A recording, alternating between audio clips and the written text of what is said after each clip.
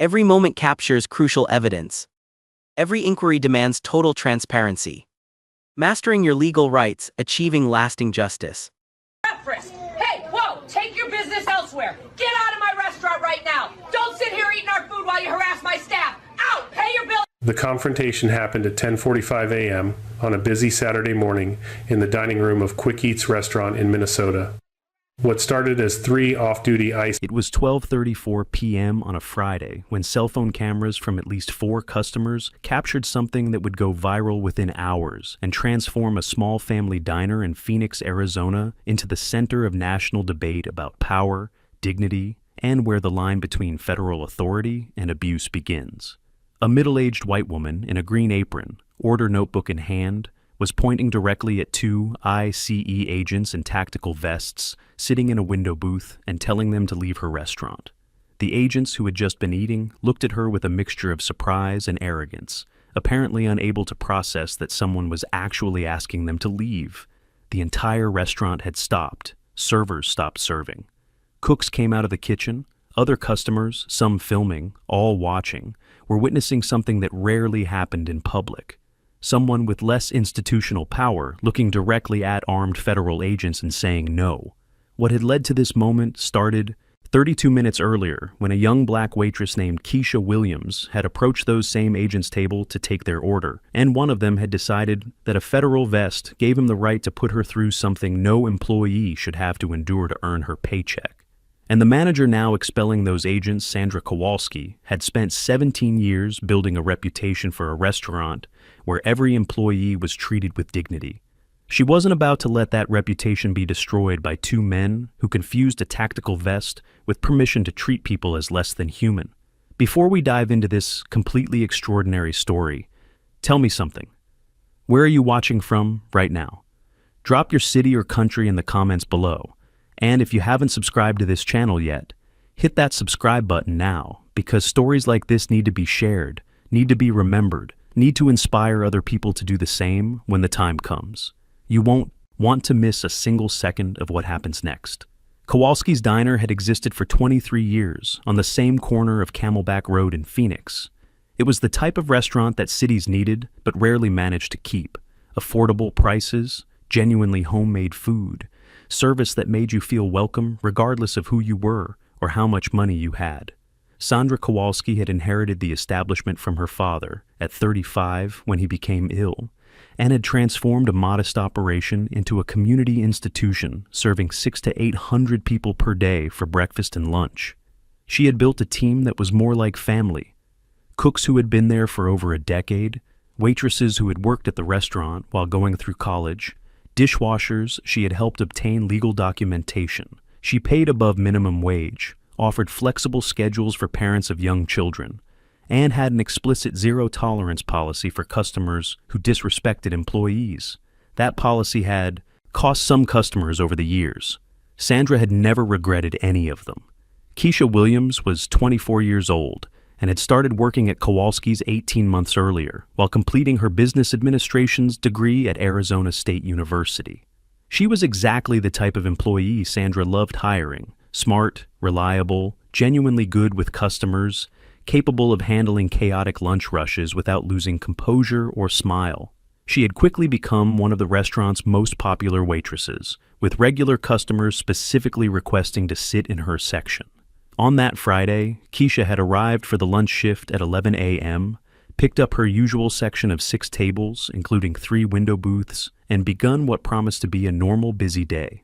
At 12:02 p.m., 2 men in ICE vests and tactical clothing entered the restaurant and were directed by the hostess to a window booth in Keisha's section. She had noticed the ICE vests but hadn't paid special attention. She served everyone. Equally, it was simply how she worked.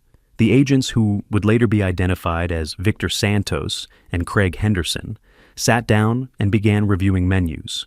Keisha approached within 2 minutes with water and bread, as she did with all tables, and asked if they were ready to order or needed more time. Santos looked at her for a moment with an expression other waitresses who were observing would later describe as deliberately intimidating, then asked where she was from. Keisha said she was from Phoenix. Santos said she didn't look like she was from here. Keisha politely said she had been born at Banner University Medical Center 5 blocks away. Santos said he was asking about her family, where her family was originally from. Keisha, whose grandparents had come to Arizona from Mississippi in the 1950s, said her family was from Arizona and the American South. Santos said she had the look of someone who might not have documentation.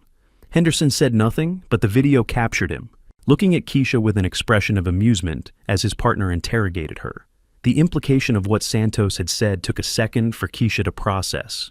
Then it became completely clear.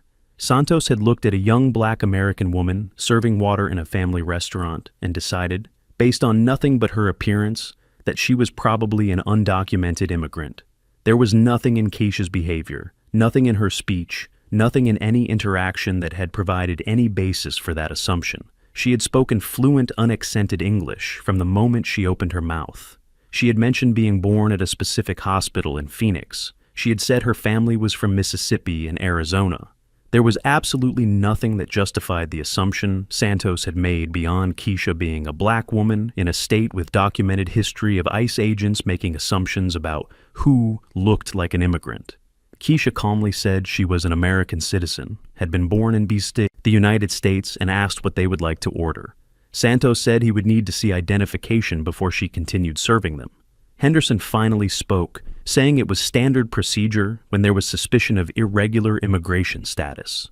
Keisha stood still for a moment. She was 24 years old, was at work, wearing a family restaurant uniform in a state where she had lived her entire life, and a federal agent had just said he suspected she was an illegal immigrant based on how she looked. She could have argued, could have confronted. Instead, she said she would be back in a moment and walked to the employee area at the back of the restaurant. Another waitress, Maria Delgado, noticed the expression on Keisha's face and followed her. She found Keisha in the employee bathroom, crying. Not angry crying, the crying of exhaustion of being a young black American woman who had spent her entire life proving she belonged in spaces she had never needed to prove. And yet here, she was at her job, being asked for identification by a government agent because her appearance had led someone to assume she wasn't from here. Maria stayed with Keisha for a minute, then went directly to find Sandra. Sandra was in the back office reviewing supplier orders when Maria came in with an expression Sandra had learned over 17 years of management to immediately recognize. Something had happened to one of her employees, and it wasn't small. Maria explained what she had seen and heard. Sandra was quiet for exactly 3 seconds, then put the clipboard on the desk, took her apron off the hook on the wall, put it on, grabbed her order notebook because she had been a manager long enough to know that documented details mattered, and walked to the front of the restaurant with the stride of someone who had made a decision and there was nothing left to decide. Sandra arrived at the window booth where Santos and Henderson were sitting with an expression that employees who had known her for years later described as the calmest and at the same time most determined they had ever seen on her. She didn't raise her voice, didn't gesture dramatically. She simply stood beside the table, looked directly at Santos, and said she had heard what had happened with her employee and needed to understand what they thought they were doing. Santos said they were just asking routine questions. Sandra asked what specific routine authorized federal agents to demand identification from an American waitress in a private restaurant without any specific cause beyond how she looked. Santos said they had authority to verify immigration status of anyone who raised suspicion. Sandra said Keisha had raised suspicion simply by being black and serving tables in Arizona, and wanted to know if Santos was comfortable saying that out loud in a restaurant full of customers who were clearly hearing every word. Santos was quiet for a moment. Henderson looked out the window. Their silence was all the answer that needed to be said. Sandra hadn't arrived at those agents' booth without having made a quick and precise calculation about exactly what she could and couldn't do. She had managed a restaurant for 17 years, in a state with an intensely politicized immigration environment, had navigated health inspections, labor audits, and difficult customers of every kind.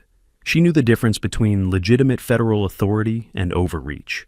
ICE agents had authority to conduct immigration operations, but that authority had clearly defined limits by law and judicial precedent. They could enter public establishments like any citizen.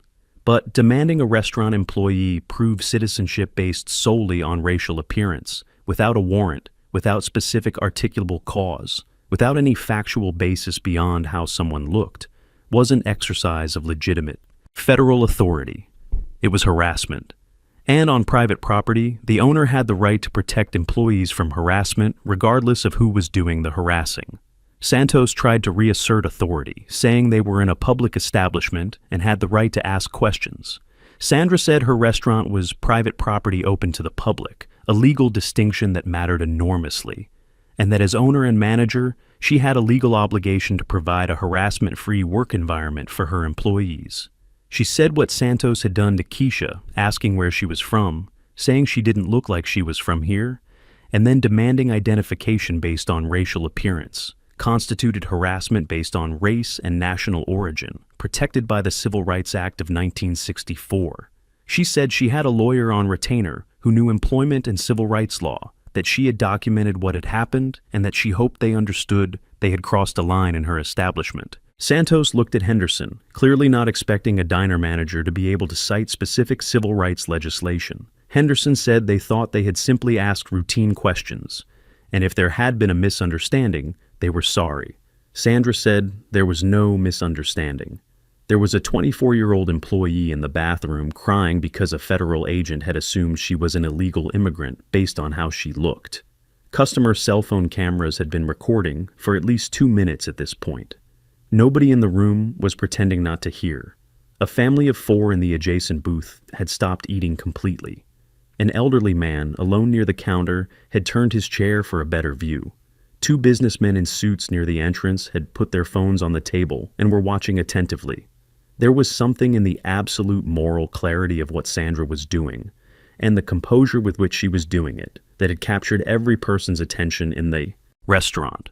She wasn't being dramatic, wasn't being aggressive. She was being precise and unwavering, saying exactly what needed to be said without an extra word and without backing down an inch. That kind of moral clarity was rare to see in action, and everyone in the restaurant recognized it when they saw it. Sandra told Santos and Henderson they were welcome to finish the food they had ordered because she wasn't going to let them leave without paying, but that after doing so, she expected them to leave and not return to her establishment. She said if they wanted to eat there again in the future, they would be welcome like any other customer, but any attempt to question employees about immigration, status based on appearance, would be treated as the harassment it was. Santos said they were just doing their job. Sandra said their job didn't include making young Americans cry in employee bathrooms for the crime of being black in Arizona. She turned, went to the register, and personally processed their bill, ensuring the amount was correct to the cent, because she didn't want to give them any additional reason to stay or return. Customers at nearby tables started applauding. Not a huge ovation, but steady and genuine, some customers standing. Santos and Henderson ate the rest of their meal in tense silence, paid, and left without further words. Maria Delgado had returned to the employee bathroom during Sandra's confrontation with the agents to stay with Keisha. She later described being able to hear parts of the exchange through the door, and having told Keisha what was happening as it happened. Keisha had come out of the bathroom when she heard applause begin, not knowing exactly what had caused it. She had walked into the restaurant to see Santos and Henderson walking toward the exit, and Sandra standing near the register with the expression of someone who had done exactly what needed to be done. Keisha had asked what happened. Sandra had said simply that she had asked them to leave. Keisha had looked at Sandra for a moment, then said, "Thank you," in a voice so low that Sandra said she had barely heard it over the restaurant noise that had returned to normal volume. Sandra had said there was nothing to thank her for, that it was exactly what any employer should do, and asked Keisha if she was well enough to continue her shift or needed to go home. Keisha had stayed. She had said she wanted to stay, that going home would have felt like letting something win that didn't deserve to win. She had washed her face, straightened her uniform, and returned to her section with the same professionalism she had demonstrated all morning. Customers who had watched the entire exchange treated her with additional solicitude for the rest of the shift, several leaving tips significantly larger than normal, some stopping to say words of support when leaving. An older woman had taken Keisha's hand and said what Sandra had done was what all employers should do, and that she was clearly an extraordinary employee at an extraordinary restaurant. Keisha had thanked her with a smile that, according to Maria, who was watching, looked genuine for the first time since the agents had entered. Nobody in the restaurant had filmed intentionally to create viral content. The 4 customers who had recorded had done so by instinct, sensing they were witnessing something significant that should be documented.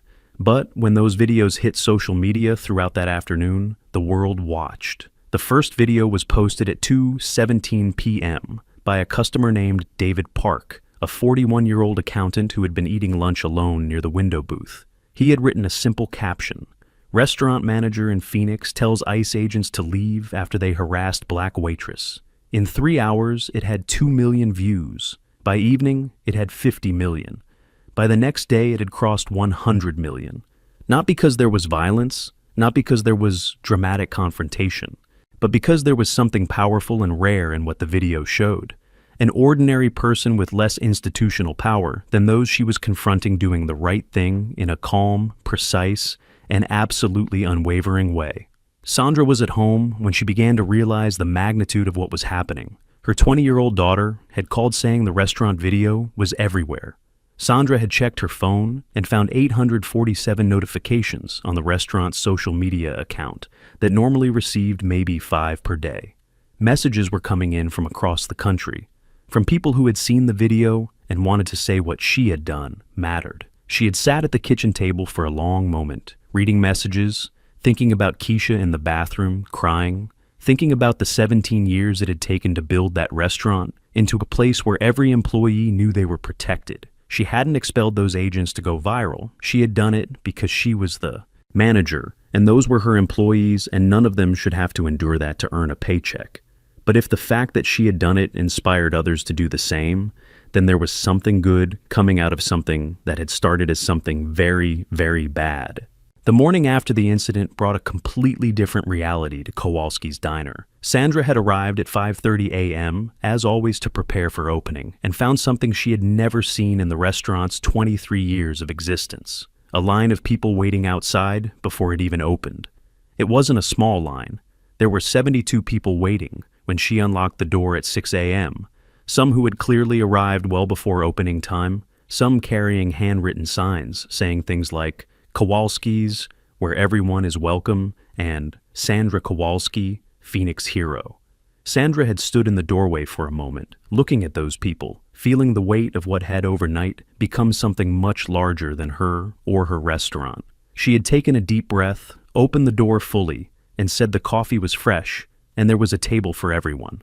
The restaurant stayed at maximum capacity all day, with a line outside that never completely diminished. They served over 1,200 people that Saturday, nearly double their previous record. Keisha had arrived for her shift that Saturday and frozen when she saw the line. Sandra had found her in the parking lot and explained what was happening. Keisha had looked at the line for a long moment, then said something Sandra would repeat in multiple interviews in the months that followed. Keisha had said she had spent her life being invisible in the wrong places and visible in the wrong places too, and that she didn't know exactly what to do with being visible this way, the right way. Sandra had said she didn't need to do anything beyond what she always did, that she was excellent at her job, and those people had come because they wanted to support a place that treated employees with dignity, not to see Keisha as spectacle. That distinction had mattered to Keisha. She had gone in, put on her apron, and worked the shift with the same grace and professionalism that had characterized every previous shift, though that day many customers had recognized her and stopped to say words of support she had received with a genuine smile and sincere thank you.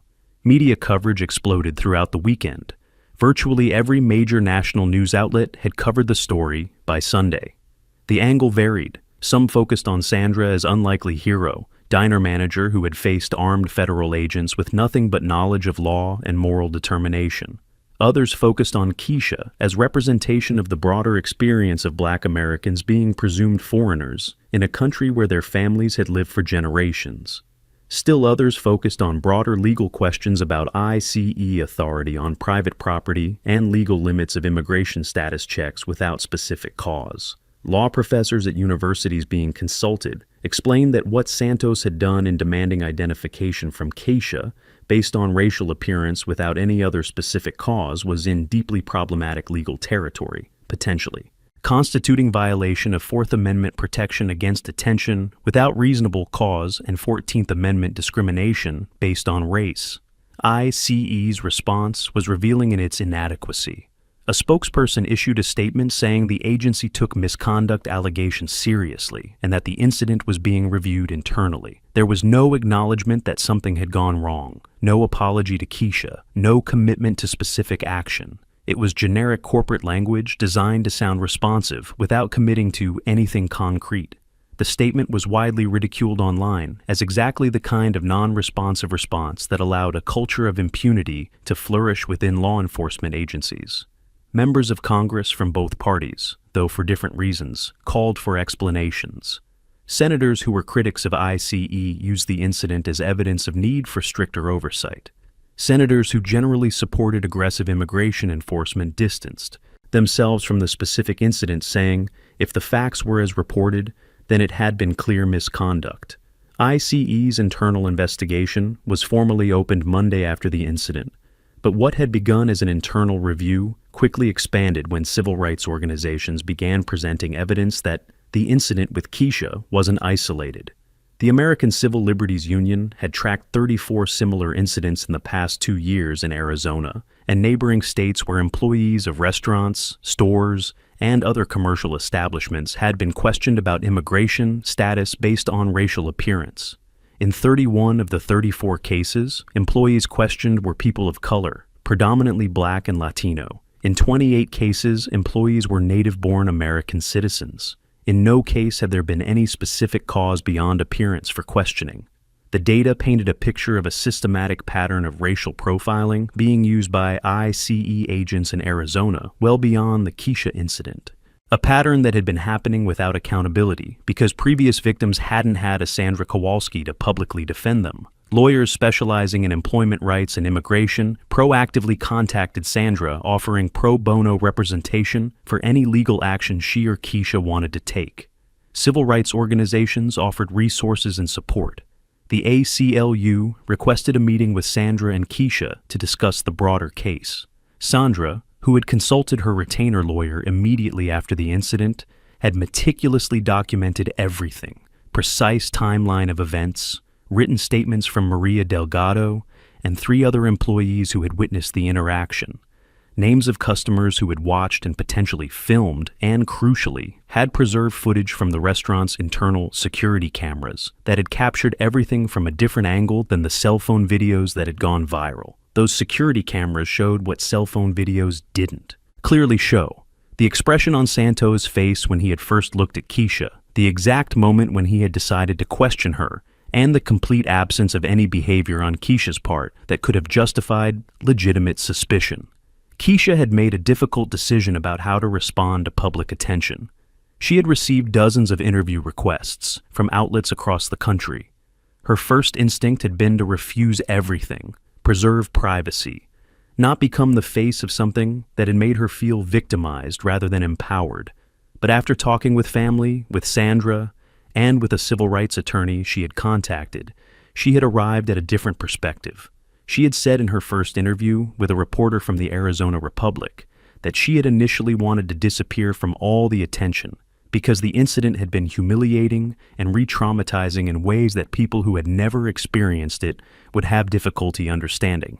But she had realized staying silent would allow the narrative of the incident to be told by others rather than by her. There were 34 other similar cases, and those victims had no platform. If she spoke not just for herself. The Arizona Republic interview was published Thursday, 6 days after the incident. Keisha had spoken with clarity and precision about what she had felt when Santos had asked where she was from, what had gone through her mind when he had said she had the look of someone without documentation, the familiar exhaustion of having to prove she belonged in spaces in her own country. She had spoken about growing up in Phoenix as daughter and granddaughter of Arizonans, about studying at ASU, about plans to open her own business after graduation, about how no amount of education or achievement seemed to guarantee complete protection against assumptions people made based on appearance. She had spoken about Sandra not as hero but as employer who had done what all employers should do, and rarely did: defend an employee when the employee couldn't defend herself without potentially higher personal cost. The interview had been read over 2 million times online in the first 24 hours. Sandra had given her own interview the same day to USA Today. She had said something reporters had reproduced in countless subsequent articles about the case. When asked what she had been thinking when she had walked toward those agents' booth, Sandra had said she hadn't been thinking about consequences, hadn't been thinking about going viral, hadn't been thinking about anything except that one of her employees was crying in the bathroom and she was the person responsible for that establishment. And there was one simple thing that needed to be done. She had said managers who needed to think very hard about whether to defend employees when employees were being harassed probably shouldn't be managers. That statement, simple and direct like Sandra herself, had become one of the most shared of the entire case coverage. The ICE internal investigation expanded rapidly when investigators began reviewing Santos and Henderson's complete histories. What they found was disturbing in its consistency. Santos had accumulated 7 formal complaints in his 8 years as an agent, 5 of them involving allegations that he had approached people of color in private commercial establishments without specific cause beyond appearance. In each previous case, internal investigations had concluded Santos had exercised reasonable judgment based on experiential indicators, a phrase external investigators now interpreted as administrative cover for systematic racial profiling. Henderson had a less extensive but equally concerning history. 4 complaints in 6 years, 3 involving approaches to employees of color on private property. In both cases, the pattern was unmistakable. They consistently targeted non-white people in spaces where white people doing identical activities were left completely alone. The question the investigation faced wasn't whether racial profiling had occurred. It was why it had occurred dozens of times without resulting in serious consequence for either agent. The answer to that question emerged through supervisor depositions.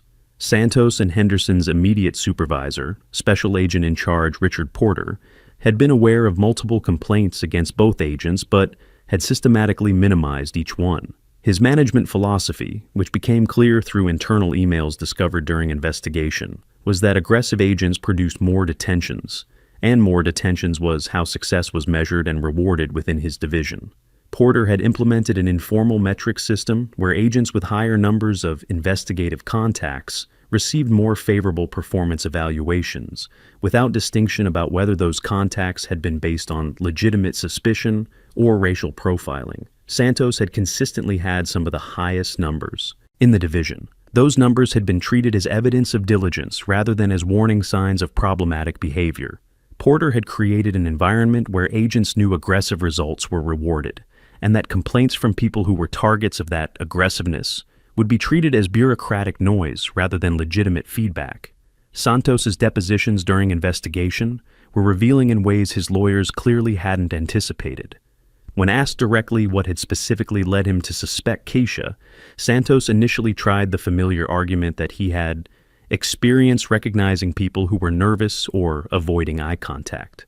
Investigators showed him restaurant security footage from the 2 minutes before Santos approached Keisha, which showed her walking toward their table with a professional smile, making normal eye contact, behaving exactly like a waitress going to take an order. There was no sign of nervousness or avoidance behavior. Santos then tried to say something about the general context had drawn his attention.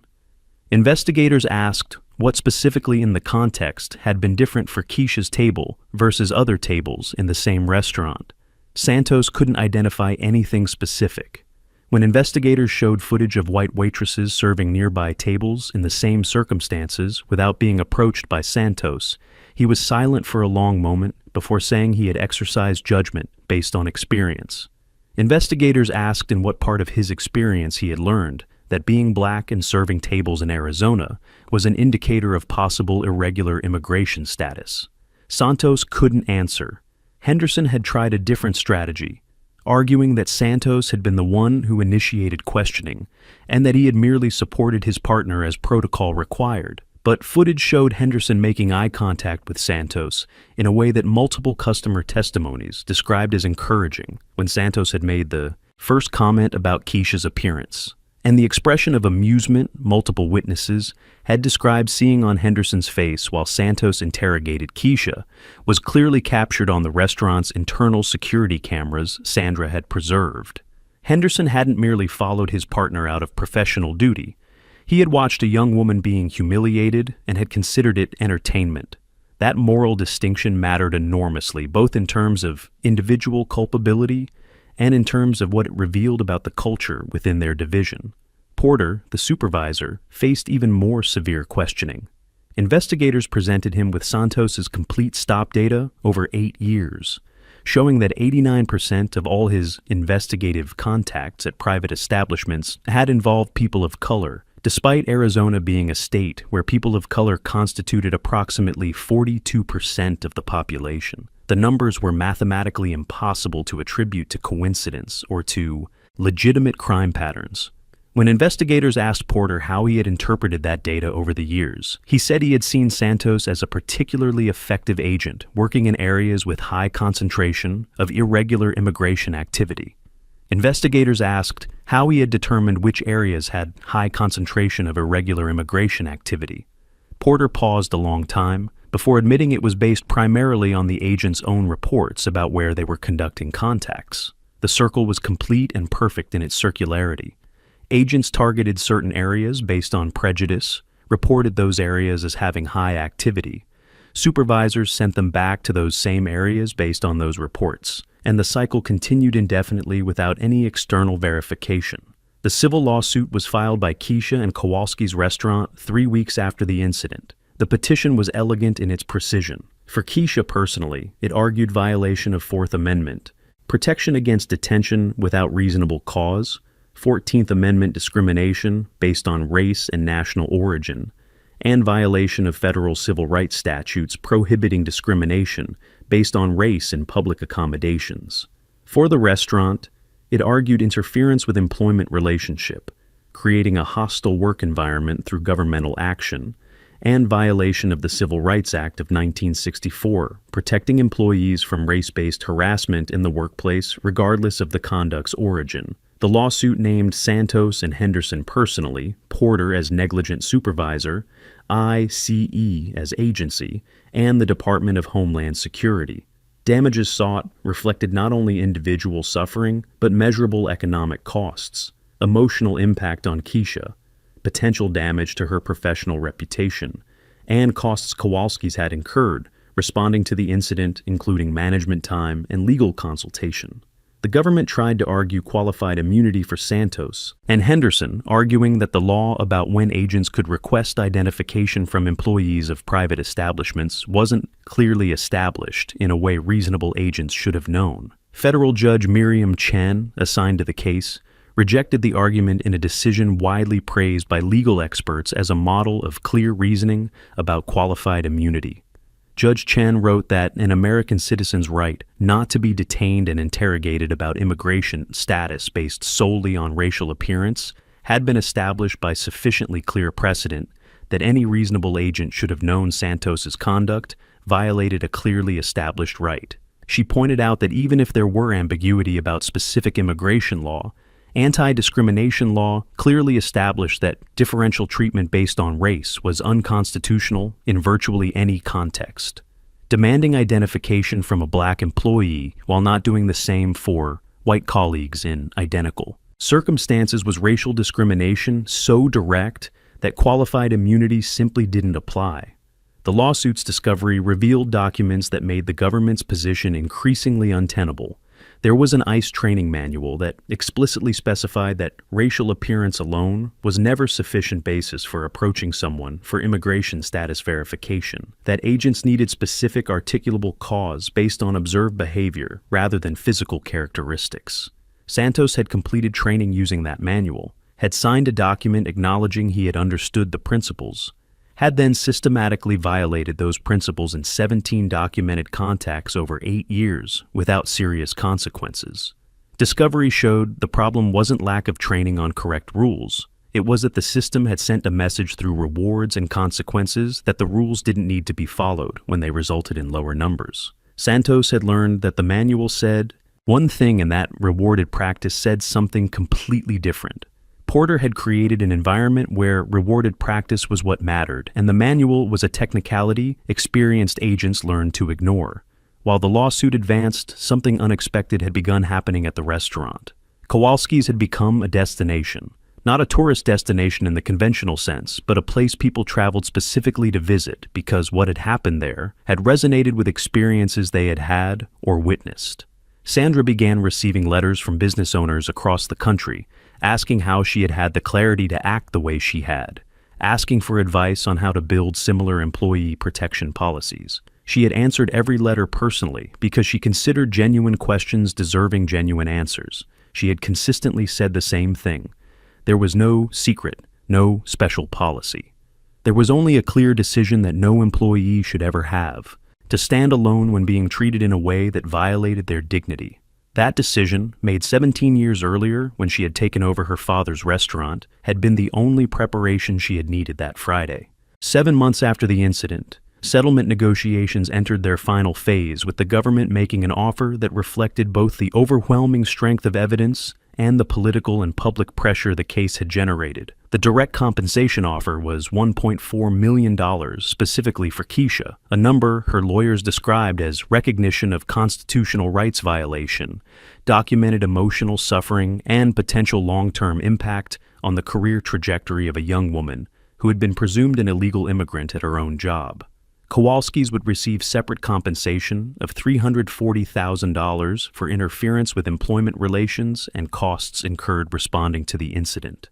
But, as in all cases of this nature that Sandra and Keisha's lawyers had carefully studied, financial compensation was only the minor part of what mattered. The systemic reforms were where the settlement would find its true and lasting legacy. Santos would be permanently fired with federal law enforcement certification revoked, making any future employment in any law enforcement capacity at any federal or state agency impossible. Henderson would receive equally permanent termination, with the same certification consequences. Porter, the supervisor who had created a metric system that had rewarded discriminatory behavior over years, would be forced into early retirement with substantial loss of benefits and a permanent note in his file documenting supervisory failure that had contributed to systematic violation of civil rights of multiple American citizens over 8 years. His prospects for any future employment in law enforcement supervision were effectively zero. The settlement also required the specific ICE division in Arizona to undergo comprehensive external audit of all investigative contacts from the past 3 years, with public data on racial disparities and who had been approached and why. The training reform was comprehensive in ways that went well beyond what Sandra or Keisha had initially hoped to achieve. ICE would be required to develop a new specific training module on operations in private property, with particular focus on constitutional limits of immigration status checks and absolute prohibition on using racial appearance as a basis for suspicion. Critical was that training would be developed in collaboration with external civil rights organizations outside ICE, not by internal personnel who had demonstrated capacity to create manuals with correct rules while simultaneously rewarding violation of those rules. Training would include a case study based specifically on the Kowalski's incident, with all details of how Santos had targeted Keisha and how Judge Chen had analyzed the violation, making it impossible for future agents to claim they didn't understand why that type of behavior was illegal and unacceptable. The new performance metric system was perhaps the most transformative reform component. Thus, the settlement required complete elimination of any performance evaluation system that rewarded gross volume of investigative contacts without waiting for the quality and legality of those contacts. The replacement system would evaluate agents on multiple dimensions, including compliance with constitutional protocols, quality of submitted reports, feedback from supervisors who had observed contacts, and absence of sustained complaints. Agents with histories of similar complaints would no longer be automatically promoted, as Santos had been throughout his career, despite accumulating complaints. The system would be audited externally by an independent panel annually, with results published publicly to create transparency that had been completely absent. The central idea was simple but revolutionary within the ICE culture Porter had cultivated. Number of detentions wasn't a measure of success if those detentions were achieved through violation of constitutional rights. Keisha was consulted on every component of the settlement by her lawyers before accepting. She had spent weeks thinking about what she wanted the outcome to be, talking with family, with professors at ASU who mentored her, with Sandra, who had become a mentor figure in her life, in a way neither of them had planned when Keisha had shown up for a job interview 18 months earlier. Keisha had developed a clear vision of what the settlement needed to achieve, to be worth accepting, rather than going to trial. It needed to remove Santos and Henderson from positions where they could harm others. It needed to hold Porter accountable for creating the environment that had enabled their behavior. It needed to change the training system in a way that prevented future agents from learning that racial profiling was acceptable practice. And it needed to create transparency through public data that made discriminatory patterns visible rather than hidden in internal reports supervisors like Porter could ignore indefinitely.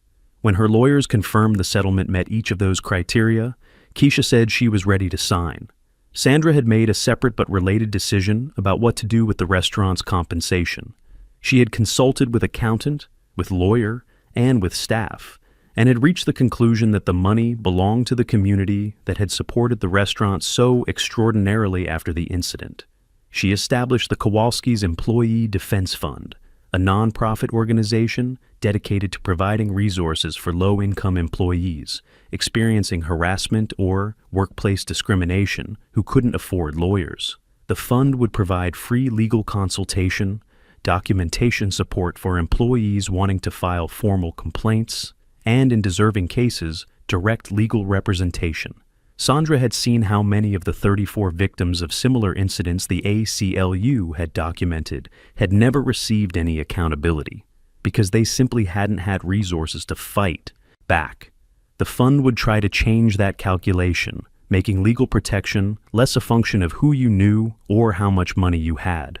The press conference announcing the settlement happened at Kowalski's Diner, a deliberate decision by Sandra, who had said she wanted the place where it occurred to be the place where accountability was announced. She had closed the restaurant to customers that morning, but had invited full staff to be present, every waitress, every cook, every dishwasher who had been there that Friday, or heard about what had happened. They were present when Keisha and Sandra positioned themselves before cameras with lawyers and representatives from civil rights organizations that had supported the case. Keisha spoke first. She said that when she had gone into the employee bathroom that Friday, she had felt as if the world had confirmed something she had been taught to fear but never accept. That regardless of what she achieved, regardless of where she was born or grew, there were people with authority who would always see her first as a threat to be verified, rather than a person to be respected. She said she had spent hours in that bathroom thinking about what she had done wrong to deserve that. And the answer had been nothing. Absolutely nothing. Keisha then said something that had silenced the room completely. She said that when she had come out of the bathroom and seen Sandra walking toward that booth with that expression of absolute determination, she had felt something she hadn't felt very often in that specific context. She had felt that someone in a position of power had chosen to use that power to protect her rather than ignore what was happening because it was more convenient. She said that feeling, as simple and direct as it was, had been profoundly powerful, not because it was extraordinary that someone defended her, but because it had been rare enough that when it happened, it had felt extraordinary. And that rarity, that surprise of being defended when it should be basic expectation, was the real problem she hoped the settlement and reforms would begin to address.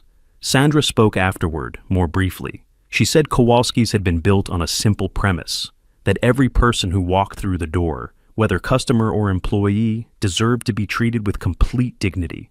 She said she had done nothing on Friday beyond applying that premise, and that it had been simultaneously gratifying and disturbing that applying such a basic premise had generated so much.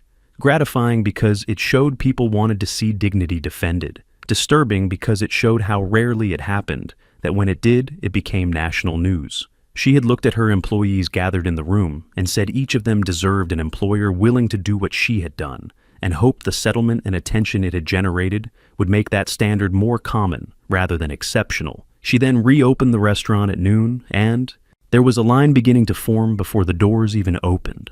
The settlement terms were implemented with unusual speed for federal processes, reflecting the continued public pressure and oversight civil rights organizations had promised to apply. Santos and Henderson were fired within 10 days of signing, their certifications immediately revoked by the Federal Training and Standards Council. Santos had tried to argue through the union that his termination was disproportionate for what he characterized as an isolated incident of questionable judgment. The arbitrator who reviewed the case rejected the argument categorically, pointing out that 7 previous complaints with identical pattern of behavior made it impossible to characterize the Kowalski's incident as isolated. It was the conclusion of a pattern, not the beginning of one. Santos had received multiple opportunities over 8 years to correct his behavior and had chosen not to because the system under Porter had made that choice consequence-free. The termination was a belated consequence that should have arrived years earlier. Henderson tried a similar appeal and received a similar result. Both left ICE without realistic prospects of return to any law enforcement work. Porter had resisted more vigorously, hiring a lawyer specializing in the federal labor litigation, and arguing that his forced retirement was unjust punishment for management decisions made in good faith within an organizational culture he hadn't created alone. It was an argument that contained an element of truth that made the case morally more complex than those of Santos and Henderson. Porter had been a product of a system that had valued numbers above all, had been promoted and praised for generating those numbers, and had replicated culture he had found rather than questioning it. But the arbitrator who reviewed his case pointed out something crucial. There was a difference between being a product of a problematic culture and actively protecting agents whose complaints showed a clear, discriminatory pattern. Porter hadn't merely followed the system. He had actively prevented the system from working correctly by dismissing complaints that deserved serious investigation. That active choice, documented in emails and in performance evaluation decisions over years, was where his individual responsibility began, and where the defense of being a product of culture ended. Forced retirement was upheld. The new training module was developed over 8 months in a process Sandra had described as more rigorous than she had expected and more hopeful than she had feared. Representatives from the ACLU, the NAACP, and 3 other civil rights organizations had worked with ICE's training development team to create curriculum that not only explained correct rules, but confronted the gap between written rules and rewarded practice that had allowed Santos's behavior for years. The module included detailed analysis of the Kowalski's incident, with restaurant security footage used as pedagogical tool showing in real time how Santos had targeted Keisha without any legitimate basis. Agents in training sessions were required to identify each moment where Santos had crossed the legal line, to articulate why each crossing was problematic, and to practice alternative responses that would have been legally appropriate. It was training that made it impossible to pretend rules were ambiguous, or that there were multiple reasonable interpretations of what had happened in that restaurant. The external audit of 3 years of investigative contacts from ICE's Arizona division produced a report published completely without redactions, as the settlement had required. The numbers were shocking even for people who had followed the case closely. Of the total 2,847 investigative contacts at private establishments during the 3-year period, 84% had involved people of color. Among contacts that resulted in no irregularity found, which were the overwhelming majority, the racial disparity rose to 91%. Division agents had approached non-white people at private establishments without finding any immigration law violation at a rate that was statistically impossible to explain by any factor other than systematic racial profiling. The report named which agents had the most extreme disparities, which supervisors had supervised those agents, and which geographic locations had been most frequent targets. It was a level of transparency that had never existed before in ECE's Arizona operations, and revealed that the problem was far broader than Santos and Henderson alone. The Kowalski's Employee Defense Fund began operations 2 months after the settlement.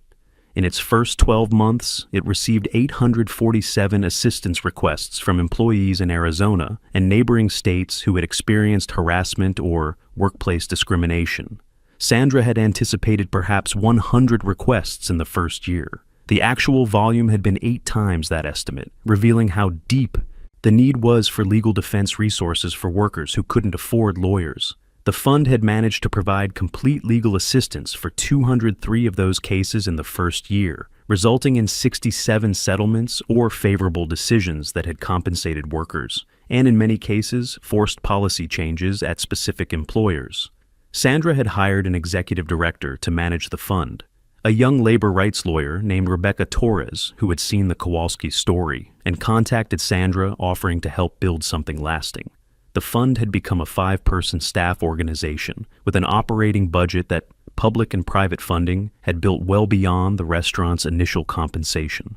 Keisha had graduated from ASU 8 months after the incident as planned, with a business administration degree and academic honors she had worked hard to achieve while balancing work, study, and the additional weight of having become an involuntary public figure during her final year of college. She had continued working at Kowalski's part-time during her final months of school, a deliberate choice to remain in a place that had chosen to defend her dignity rather than distance herself from a space that had been the scene of humiliation. That choice had said something about character that Sandra had deeply admired.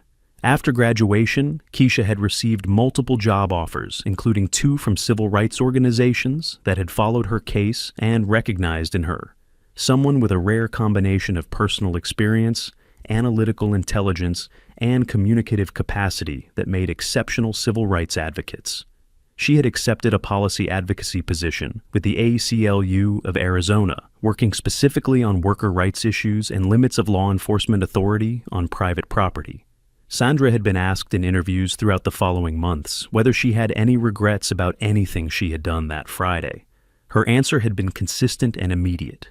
There was nothing to regret about the action she had taken, but there was deep sorrow about the fact that the action had been necessary. In a world where employers routinely defended employees from harassment regardless of its origin, nobody would have needed to know who Sandra Kowalski was or what Kowalski's diner represented. Keisha would have taken the order of 2 men who ate pancakes and left, and nobody beyond her shift colleagues would have known their names. The fact that doing the obvious and decent thing had generated national coverage and a federal lawsuit was evidence not of something extraordinary about Sandra, but of how rarely the obvious and decent thing was done when it involved defending workers of color against institutional authority. That rarity was the real problem. And it was a problem that no settlement or training program alone could completely solve. Kowalski's diner continued operating on the same Camelback Road corner, serving breakfast and lunch as it had for 23 years. The line outside was no longer constant as it had been in the months immediately after the incident, but the restaurant remained consistently busier than before, with a customer base that had grown significantly and included many people who had come the first time, specifically because of the story, but had stayed because the food was good and service was genuinely warm. Sandra had hired 2 additional employees to accommodate the increased volume. One of them, a young Latino man named Daniel Reyes, had said during his interview that he had applied specifically because he had read about what Sandra had done and had wanted to work for an employer he knew would defend employees. Sandra had said he was exactly the type of employee she wanted to hire, and that if every employer in the country adopted a similar policy, the labor market would be a fundamentally more just place for everyone.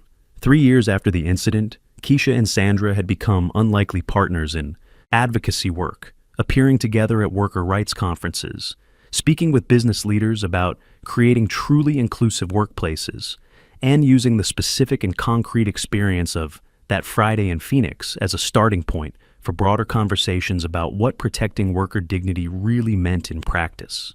They had learned that specific stories with real people and documented consequences were more powerful advocacy tools than abstract statistics, that when Keisha described those minutes in the employee bathroom, or Sandra described the calculation she had made walking toward that booth, audiences understood something about rights and dignity in a way that numbers in a report could never achieve. The Friday that had begun with a young woman being presumed an immigrant at her own job had transformed into the foundation of a partnership that continued creating real change far beyond the walls of the restaurant where it had begun. Seeking truth is a collective journey, and factual knowledge is your armor. Thank you for viewing and supporting Global Accountability.